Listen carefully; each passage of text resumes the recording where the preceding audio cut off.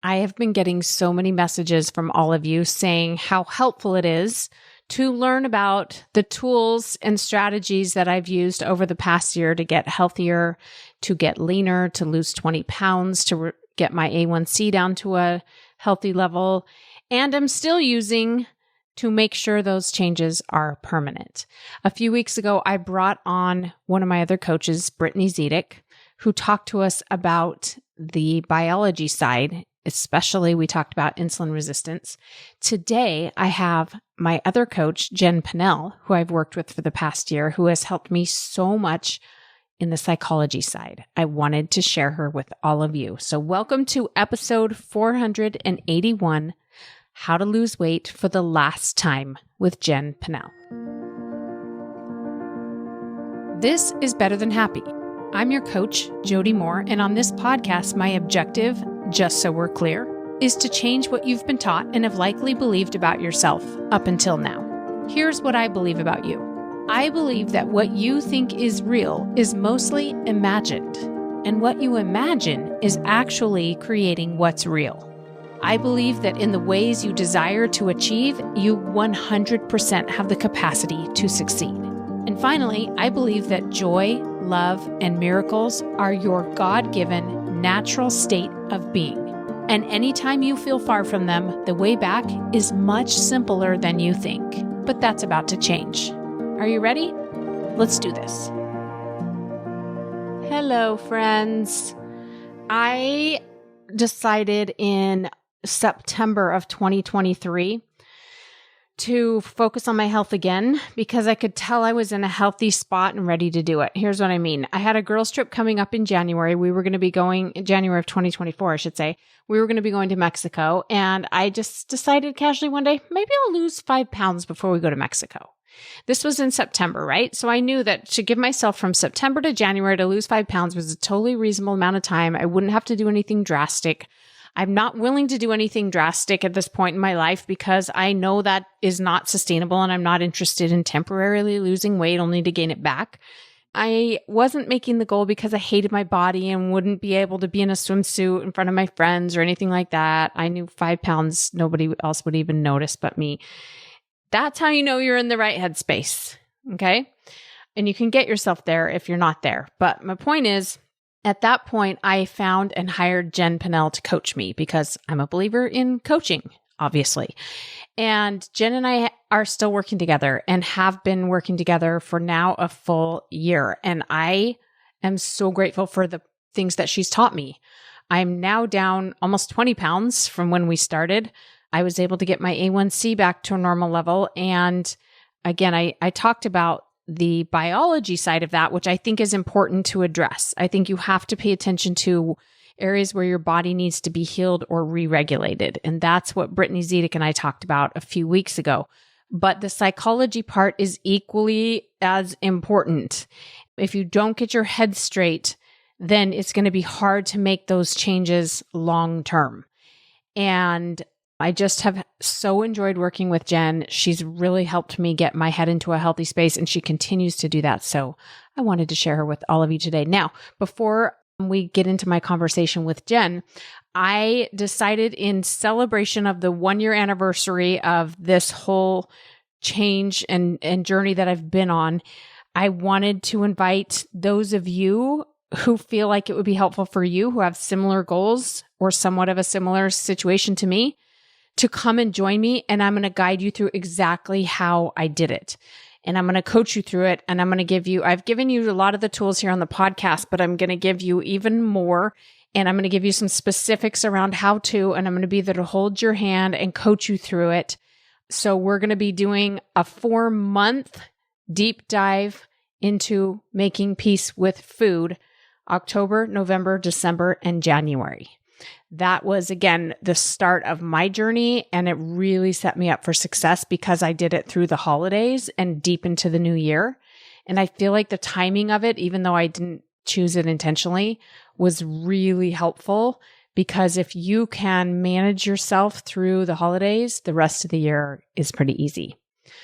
So for those of you in the lab, you're going to be getting that program. It is part of what we'll be doing in the lab. We will have other course is happening too, for those of you not focused on this. But for those of you that want the help, we are just wrapping up the 4-week mini version of Make Peace with Food. Some of you have been in there and gotten a taste of what it's like to work with me.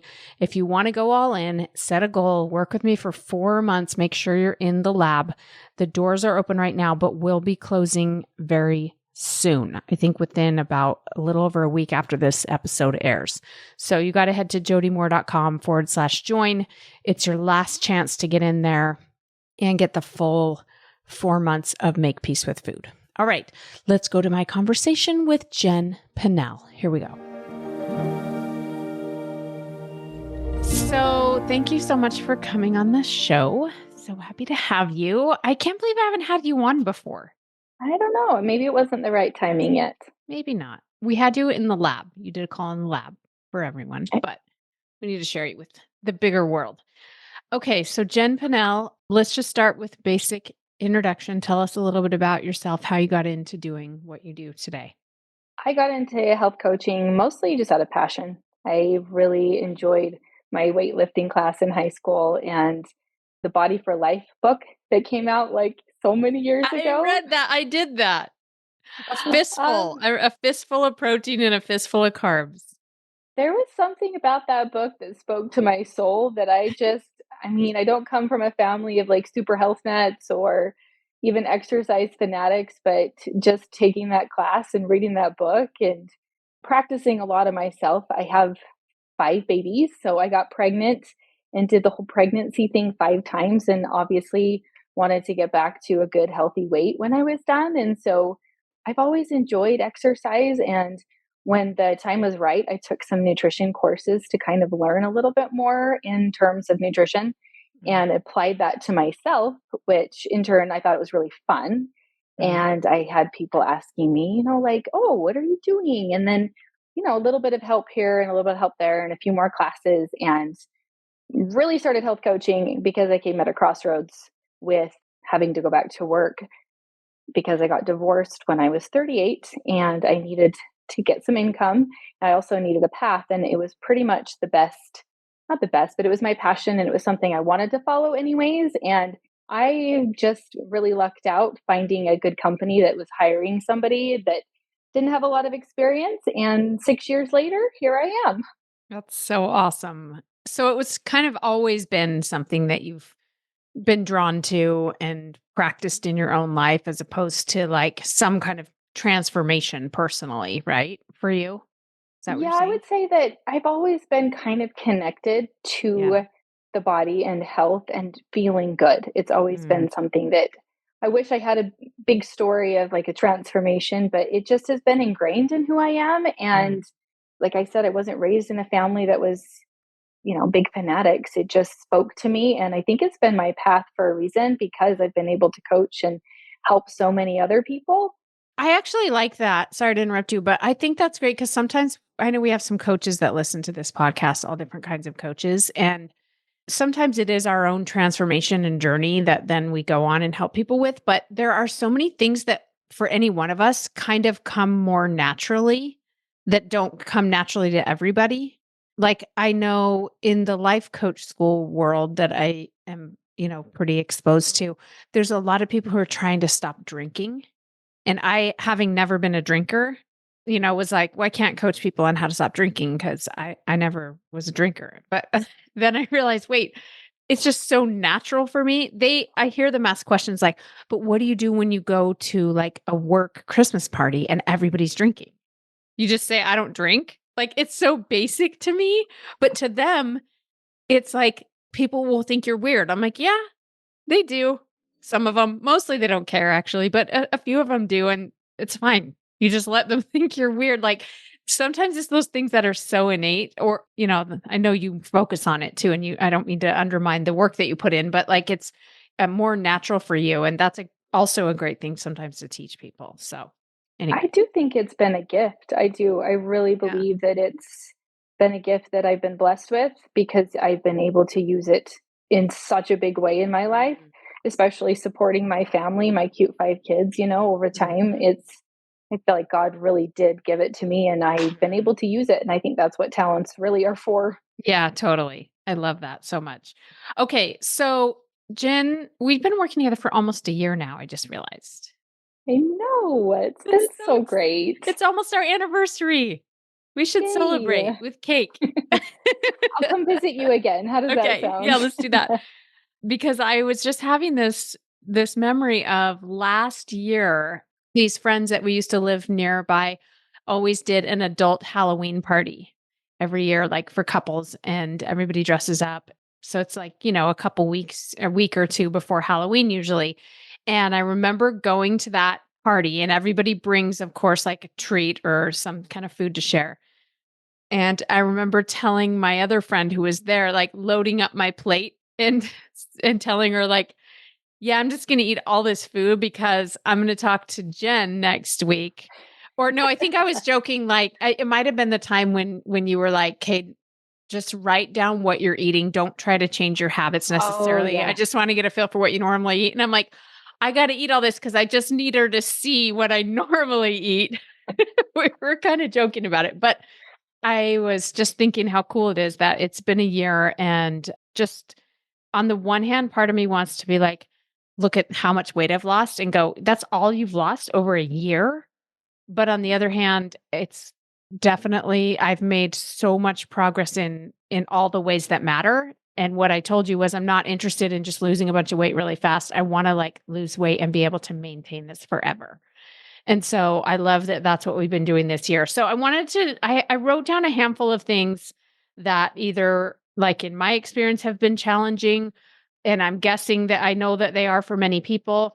And I wanted to share kind of what my experience has been and what our work has been like together and have you speak to it as well. But then also, my experience is not the only experience out there, and you're exposed to all kinds of people. So maybe you can fill in gaps about what else you hear and see that would be helpful to our listeners who are struggling. I mean, I had this experience the other day where I saw a friend of mine online and she looked like she had lost some weight and gotten healthier.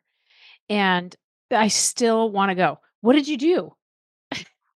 As though it's like one thing. And maybe it Mhm. is. Sometimes it is like some kind of a surgery or a drug or something. But in the end, I'm like, why do we still feel like we're going to ask that? And I think it's not because I necessarily think there's just like one magic thing, but it's like, how did you get yourself to do all the things that we need to do?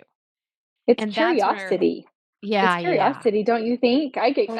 a coach and I see people who make transformations, and I'm like always so curious because Yes. different things work for different people.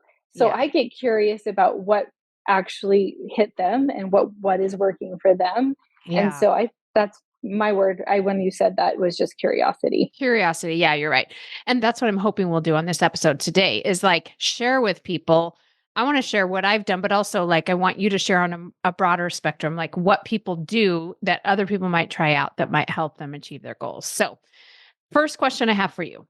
What do you think is harder for people, losing weight or maintaining the weight loss?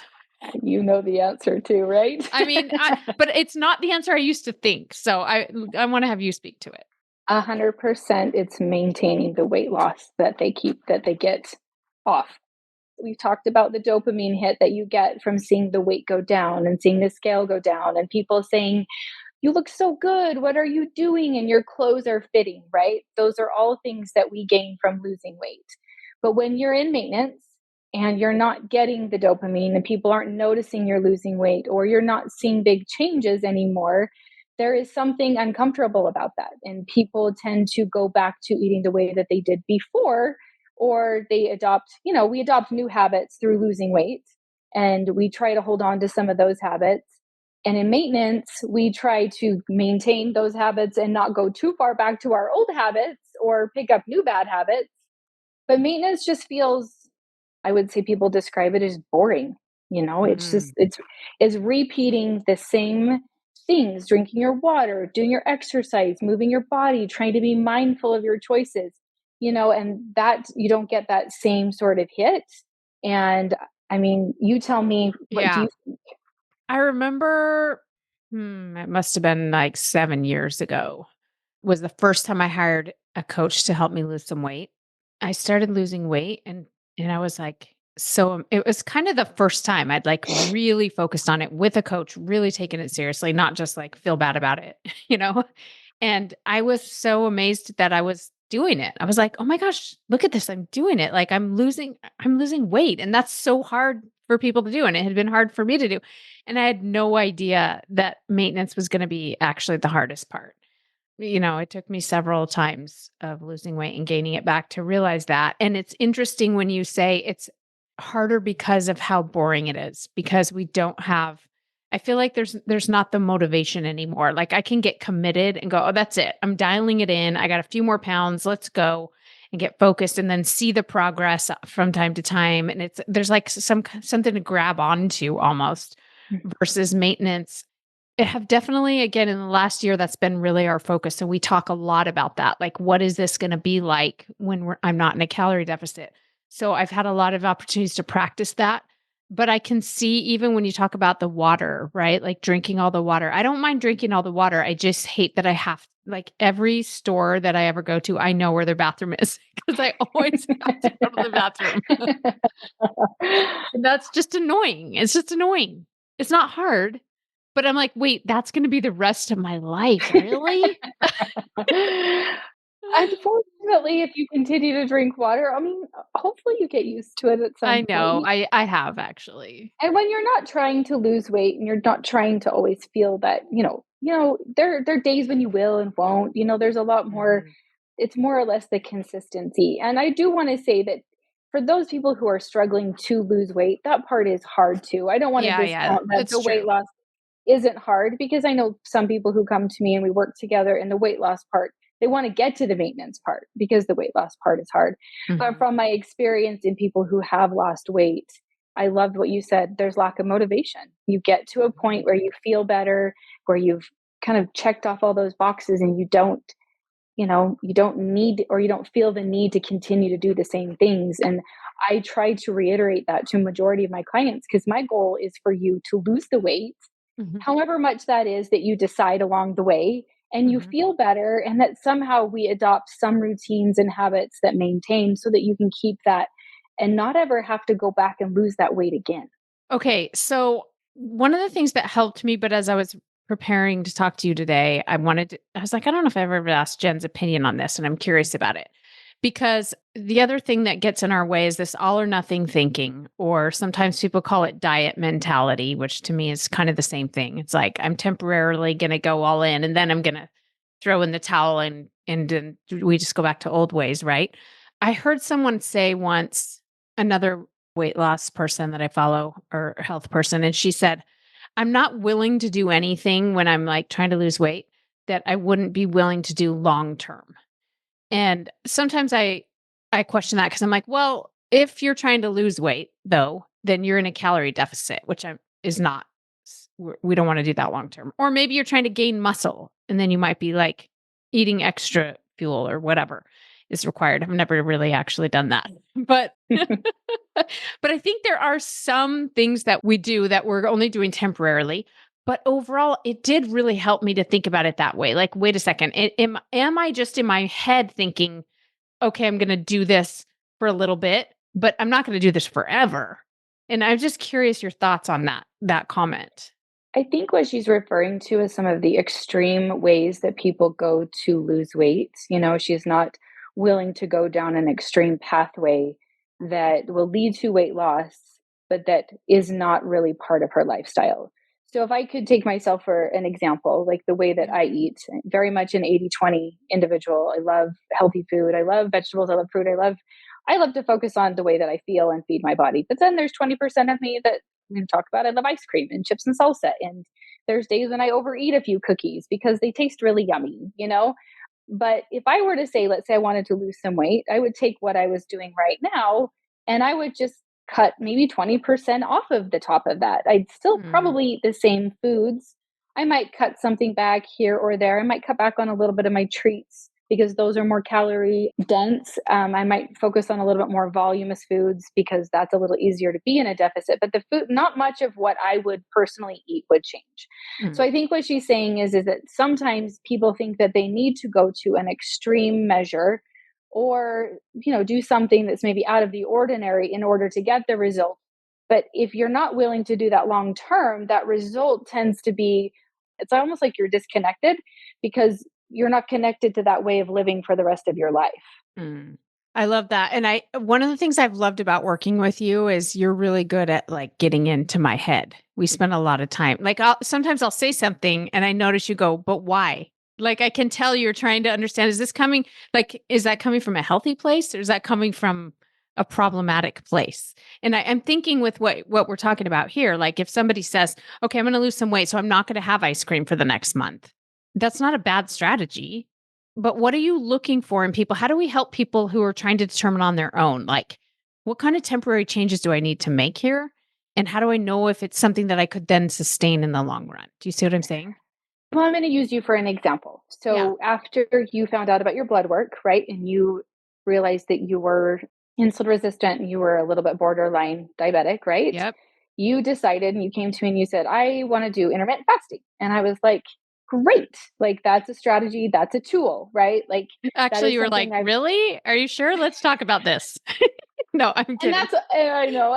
Well, it's struggle because I have personally never intermittent fasted, but I have Right. people in my coaching practice that is a Yeah. tool, and it's actually a practice that they really enjoy and they love. And I don't tell people how to do things; I just guide them through their own journey. Hmm. So, but we talked about your all or nothing mentality and how that would affect your all or nothing mentality. And Yeah. you told me that you're like, okay, I'm going to intermittent fast. I want to try the Feel Great system. I want to apply that all to my journey. And I was like, great, Hmm. that's awesome. But I also want you to recognize that if you are hungry in the morning and you want to eat breakfast, that you should just say, I want to eat breakfast. And you did that. Yeah. You came back to me several times after that and said, you know what? I am fasting. I don't remember what majority of the time, but Hmm. sometimes you were like, but sometimes I eat breakfast. Yeah. And that resonated with me because that really worked you away from the all or nothing. Like I have to intermittent fast. But that was a tool and a strategy that I have tried that it does not speak to my soul. Like it Hmm. does for my body and the way that I function, it doesn't work. But that Hmm. doesn't mean that it doesn't work for other people. And Hmm. it doesn't mean that it's a bad strategy. And I think that's where people, when you look at, people are eating keto. I have a couple clients who prefer to eat a higher fat, higher protein diet and lower carbohydrates. And that really resonates with them. And they're able to stick with that. In fact, they're like everybody in their house eats that way. And so that environment dictates that kind of behavior that's healthy for them.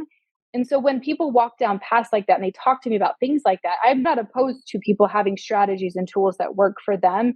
It's Hmm. the same rules that apply for weight loss. You still have to find a way to be in a calorie deficit. You Hmm. still have to figure out how to keep your blood sugar levels stable. The same Hmm. thing, some of the principles that you have talked about. And it does go back to not trying to be a perfectionist necessarily about it. Okay, I wanted to hear your thoughts on how you talked with your clients about the way we sort of villainize food, or I feel like we even use like moral terms to describe food, like good, bad. And I don't know if you find this on a broader scale, but for me, in my journey with all this, it's helped me to like neutralize food. And so, could you maybe give us how do you describe to your clients the healthiest way to think about food in general? Well, I love, you talking about neutral. I know you have some real things you put out there about the apple and the muffin, right? Mhm. There is no good or bad food. It's just that different foods actually work inside of our bodies a different way. So 100 calories of an apple and 100 calories in a muffin, they're different types of nutrients. And in learning to fuel and feed our bodies, we have to at some point understand that our bodies need certain specific nutrients. And a lot of us have been taught that it's all about calories. We look at food based on how many calories are in that food. And so we may choose something, less nutritious because it tastes good. That's a lot less food than if you filled up on a whole bunch of food that's, way more nutritious. I tend to talk to my clients about how does food make you feel? Sometimes you eat food to make because it makes you feel a little happy, right? Like you do choose like the muffin because at times that's a better choice. But I would say that if you're looking for overall health, choosing foods that fill you up and make you feel good, your digestion feels great, your energy feels great. There's a lot of foods that people are neglecting in their diets because they quote unquote either they don't taste good or they don't sound good because that's how we've been taught to actually choose our foods. So when we look at that and we stand back and say, well, sometimes I choose foods based on that reason. And I would say the majority, my 80% is based on foods that are nutritious and that fill me up and that make me feel good. And then there's like that 20% of foods that like I sprinkle in that are fun and enjoyable. And sometimes when I'm emotional and I want to eat that, I do that. I try not to guilt or shame or, like you talked about, add judgment to that type of a food. I just know that different foods give people different results. And if we judge ourselves based on those decisions, that judgment, I think, is the hardest part about teaching somebody food, is that even when I'm teaching a client how to track or not track their food, I would say the majority of clients who don't want to track their food don't want to see it because they judge themselves very harshly on the foods that they're eating. And when you learn not to judge yourself, when you learn that it's just data and it's just information and it will help you kind of get to your goals, you kind of back away from that judgment and you just see it as what it is and what you need to tweak and change a little bit to get the result that you want. And some days it's going to might look a little crazy, and some days you're going to eat so great that you're just going to be so excited. But I try to talk to my clients about food in that way, and I do find that it's really helpful Yeah. when you continue to reiterate those principles. I get pushback sometimes on this when I teach it this way, because to me, it just makes sense and it gives me more peace. And I feel like food is less powerful in general when I don't make it good or bad. But I get pushback sometimes from people, like, especially they'll tell me that they're nutritionists or whatever, and they've studied this and they're like, no, there is food that is bad. Like, my son was just asking me the other day, my fifth grader, he's like, Mom, isn't it true though that we all need some sugar? Like, we need some sugar every day. And I was like, not necessarily. Like, you need carbohydrates, you need energy, and you can get that in the form of fructose or sugar or whatever. But if you went your whole life without eating like refined sugar, your body's not going to suffer. So that's the kickback I get sometimes. They're like, no, there are foods that are quote unquote bad. Yes, they're giving you a temporary burst of energy. And I don't know if you would agree with that statement or not, but that's the kickback I get. I personally believe that people have demonized a lot of food. And I don't think psychologically it does much for us as individuals when we demonize food. There are specific foods in my vocabulary or foods that I would look at and I probably demonize them and I probably won't eat them, but I'm not going to talk about them so that other people feel bad about their choices. Mm. So I do think nutritionists and people who are scientific and do a lot of research, they're smart. So they have Yeah. done a lot of studying. And so they have an opinion, and their opinion is fine. They can have that opinion. But I personally believe it doesn't do anything for us people, us that are just trying to make good choices. It just makes everything look bad or good. And then people are so confused about what to eat. And then they walk down rabbit holes in places they don't even want to be just based on somebody else's opinion. Mm. And I personally believe it comes back to connecting with yourself and understanding your body well enough to know that you're feeding it the good things, and that if you want to eat something that is quote unquote bad, you're not eating it every day. You might not only be eating it once a year, but if you quote Mhm. unquote think it's bad, you may never come near it because it's been demonized. Okay, that's interesting. I like that. The other thing too that helps me is I just remember, like, one of the things that I never feel good after I eat is red licorice. And I'm sure it's like the red dye and the sugar and whatever. Uh, That's so ironic because I back in the day, I thought red licorice was like the treat to eat because it was no It was fat. fat Like, free. Oh, me too. yes, fat free. Yes. Yeah. Oh, I used to eat so much in college. This is fat free. I can just eat whatever I want. But I don't know, just in the last however many years, I've noticed that I just, even if I only eat, 3 pieces of red vines, I just feel terrible afterwards. And so I have in my mind been like, not that I'm not going to ever let myself eat it, but I'm going to regret it after if I eat it. It is genuinely quote unquote bad for my body. But the way I get out of giving it all that power and like, because I just can't be afraid of it. I can't like, otherwise it does have some kind of power and it becomes more appealing for some reason. Is I remind myself, okay, but you ate some licorice. You didn't like, you're not robbing banks or harming babies. Like you ate Nobody's something, gonna die. you ate something that your body doesn't like and it doesn't serve you and it's not good for you. Okay. And that's kind of the next thing maybe we could speak to is when you do make a choice that isn't ideal that you didn't want to be making, and maybe it's outside of your 20% window even, or you have a day where you just throw the towel in or whatever. You alluded to this earlier, but let's expand on this idea of like when we feel bad afterwards. Why is that so problematic? And what do you say to clients that feel like that's the only option? And how do you not feel bad after? So last night, my daughter made pumpkin chocolate chip cookies, and we had dinner. It was great, salmon bowls, and she made, and they actually didn't turn out that well, which is ironic. They tasted great, but they just didn't turn out that well. Anyways, I ate one, and it was really good, and I went back for a second, and then I ate a third, and it was really funny because I don't rarely eat like 3 cookies, and so Mhm. I was doing a little coaching on myself, and I was like, Jen, don't feel bad. They weren't that good, and you normally, you normally don't do that. And then at the same time, I was like, I reminded myself that I do that in order to remind myself why I don't want to do that. So every Mm, once in a while, I'll overeat and I'll go, oh, that was a good reminder of Jen, why you tend to stop at one or why you're good at being like, no, I don't want any or I'm done. mm, So what I tell clients is that self-compassion is, I would say, the key to unlocking your relationship with food. When you can really tap in and work on progression, and instead of saying let's start Monday or let's start tomorrow morning, I like to think finish the night strong. Last night I actually drank a bunch of water. I know it was right before bed, but I wanted to kind of flush that all through me. I always feel better mhm, when I drink some water afterwards. mhm, And so if you're not shaming and guilting and berating and belittling yourself, there's a lot of motivation that can come from the kindness and the compassion where you go, I was hungry and it tasted good and I wanted a 3. So I had 3. And tomorrow it's a good reminder that tomorrow I'm going to drink some water now, and I can let those cookies sit there now for the next few days. I don't need to have any more.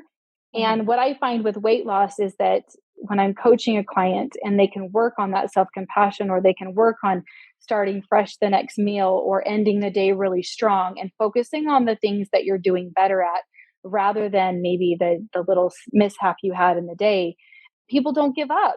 They want to keep going and they focus on their wins and feeling good, as opposed to maybe where they still need a little bit of work, or they still need to understand how their bodies work and what their bodies need.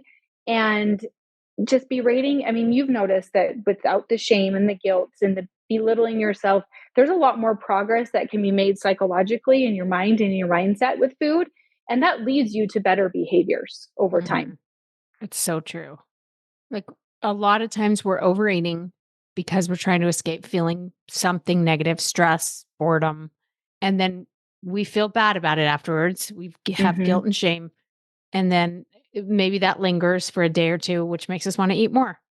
It's so obvious when you think about it, but in the moment, it feels like if I just don't feel bad about this, if I say it's fine, you wanted those cookies, you were hungry, they tasted good, then for sure I'm just going to keep eating cookies. But it's actually the opposite, right? I Yeah. actually been working with a client now for about a year. And at first we worked on weight loss. And after a while, she kind of hit she had a done button and she just started to just really unload, started binge eating, really started going down an unhealthy direction. But she could let me work with her while we were doing it.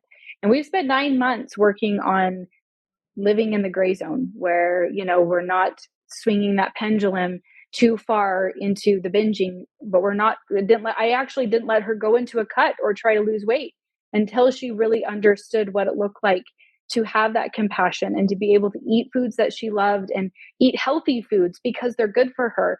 And once you get to that middle gray area with food, that not black not white gray area, and you start speaking to yourself kindly and stop judging yourself for the choices that you make, you really, really, really can start to make progress because you're not continually swinging from one direction to the other. Let's talk about the tools of awareness for just a minute. You mentioned briefly that I don't know if you do this with all your clients, but some of them record their food. I know I track my food pretty closely. There's the scale. And then at one point last year, I started wearing a continuous glucose monitor, a CGM even. So I just want to hear your thoughts about paying attention, becoming more aware of what's happening in our bodies, the power of that. What do you recommend to people? And if they're just getting started with that, and what are the pitfalls and dangers we should avoid with it? I love data. I actually really love data. And I try to teach my clients to withdraw the emotion from the data, the judgment that we talked about. Recording your food, it just brings awareness. It kind of if you're wanting to be honest and understand your own habits, all it does is it creates awareness. The pitfalls that I find is that if you're a perfectionist and you have a really hard time wanting everything to look perfect, and you don't know how you go out to eat and you don't exactly know what's in your food, or you go to a party and you don't know exactly, that's where a little bit of the tracking can lead to some like a little neurotic behaviors where people are, really, really struggling to feel good about tracking your food. And I work with people on trying to step back from that and going, just do your best. It's Hmm. like you say, Jody, like, give me some B work. That'll give us Yeah. some information and then we can Mhm. work off of that information.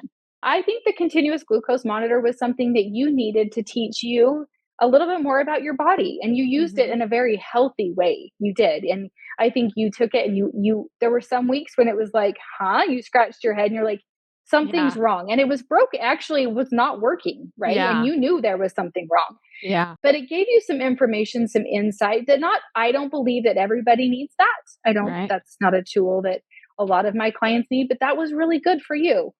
The scale is another one that I would say I personally work a lot with women or men on about the scale and about how to remove the emotion from stepping on the scale, because Yeah. it does show some validation of, or we want it to show validation of our hard work.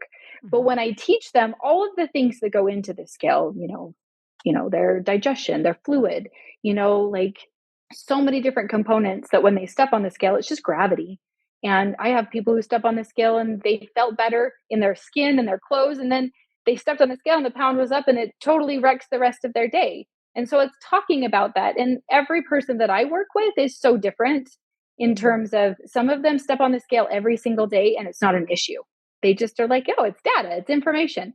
And some of them that we tread a little bit more lightly around it until they may never work themselves up to every day, but where they work themselves up to getting it on a couple times a week. Because if you're only getting it on one day, you're only seeing like one little snapshot, and you Yeah. have no idea if 2 days before, I mean, I've worked with this with people, and then like 2 days before, you can see that the scale is going down, but it just popped back up for, maybe you had a really hard workout and you're really inflamed and your body has more water in the cells.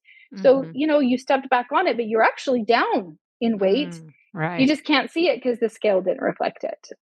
I love the tools. I love the data. I think the more that people can be more honest and upfront with their food and what their behaviors are, and with the way that their body's functioning, blood work is another good tool to get your blood work done and to Hmm. get everything checked out, and have somebody that you trust go over it and look at it and help you tweak a few things if you need it. All of those things I think are good tools. It's just a matter of where people are in their journeys and how much their brains can handle, and sometimes that just takes a little bit more time to get there. So if somebody's just starting out, would you just say, just write down what you're eating? Where's the best Yeah. place to start? Write down what you're Yeah. eating. I have a lot of people who just write everything down, look at it, be really aware and honest, and don't hide the bites and the licks and the taste. But once you start to really understand your behavior, that's where the change comes from. Sometimes I have to remind myself too, like, just because I don't write it down doesn't mean I didn't eat it.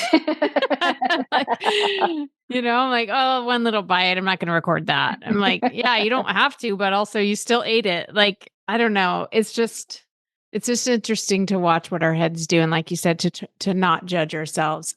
I did though.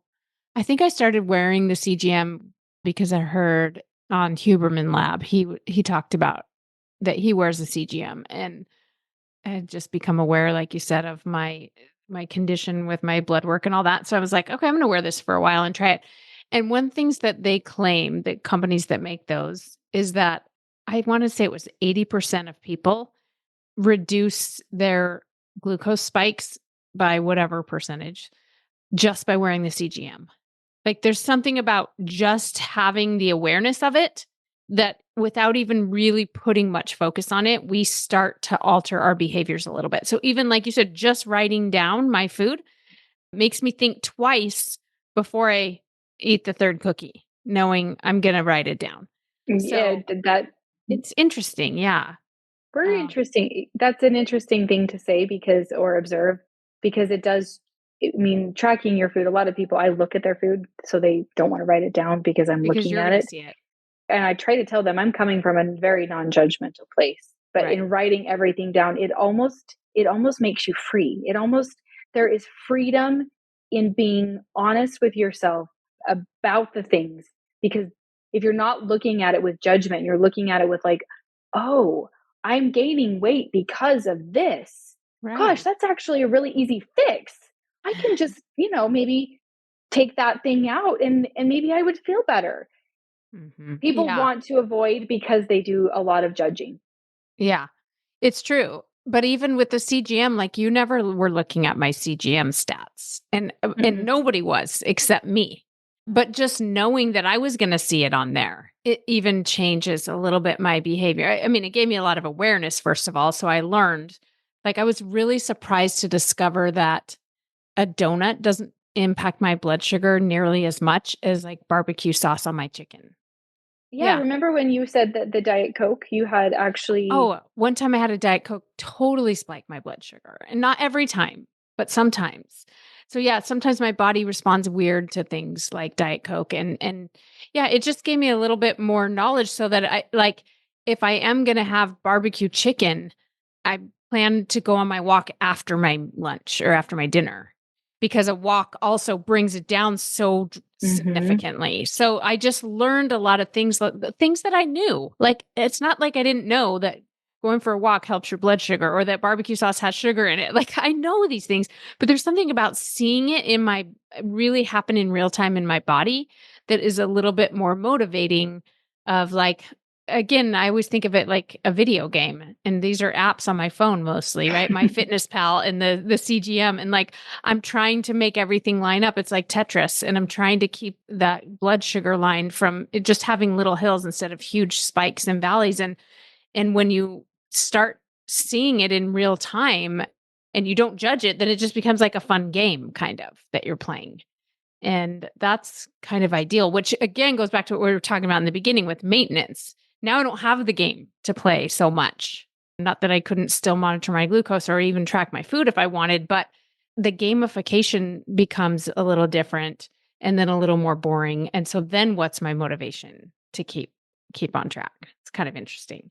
Well, I wanted to ask you, specifically, how did wearing that change your behavior, like with food, and knowing and learning and understanding all of that and how it applied to your body? Do you make decisions differently today than you maybe ever would have if you never wore that monitor?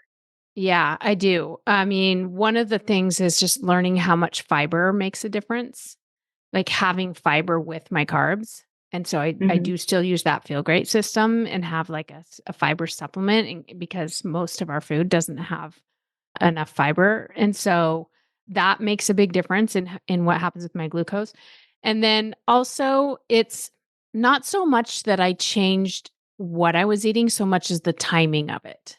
Because like I said, I was already, you and I'd been working together for a while and I was already kind of on track with like 80-20 healthy food and my 20%, I am a little more thoughtful about when. Whereas I used to kind of save it to the end of the day, like I'm going to eat healthy and then, then I get to have dessert, a little bit of a treat after dinner or something. Or most of my carbs I would have at dinner because then I could just eat with my kids instead of right? Whereas now I know that after dinner, I'm actually tired. I've probably already exercised for the day. I like to kind of lay around and not do much in the evening. And so I need actually the majority of my carbs or my treat or whatever to be at lunch because then in the afternoon I'm still active and I'm regulating. So it's like the timing changed more than anything. I love that though. There was Yeah. something though in understanding all of that that your Yeah. behavior has followed suit so that you can maintain the weight Yeah. loss that you've seen so far. Yeah. Okay, the last thing I had on here, and then if there's anything else you want to bring up, feel free. But I thought it would be interesting to talk for just a minute about hunger. And this isn't something that I don't know that you and I have talked a lot about it, but I just have had kind of an interesting transformation myself. And I'm curious if you've seen this with other clients in my relationship with hunger, because and partly because I've had blood sugar issues in the past. And so it wasn't just hunger, it was like low blood sugar that I would get, which is a much more desperate and immediate Mhm. crisis than just hunger. And so as I've learned to regulate my glucose, I don't get blood sugar lows like I used to. I still can on occasion, but nowhere near like I used to. But also there was one time, and this was actually probably back when I was working with Brad. My weight had plateaued for a while and we were trying to figure it out. And I said something to him like, but the good news is I'm like not really hungry. He just kind of casually said, like, okay, well, let's change this up and maybe have you eat some more this week or whatever. Let's see if we can get your hunger up again. I remember being like, wait, isn't it good that I'm not hungry? Because then I cannot eat. And that it was like this to him, it was just a casual comment and he moved on. But to me, I was like, wait, what did you just say? Like, and then all of a sudden I realized that makes sense. Like if I'm in a calorie deficit, I should be a little bit hungry, not starving, not low blood sugar, but like talk about hunger if you would for just a moment. And is it just me or do other people have this kind of weird relationship with hunger? It's not just you. It's a lot of people, I think, that assume because they're not hungry, they're eating enough, right? Like that's a sign that, oh, I'm full. Hunger cues play a lot into metabolic rate and your Mhm. metabolism and how quickly your metabolism is working.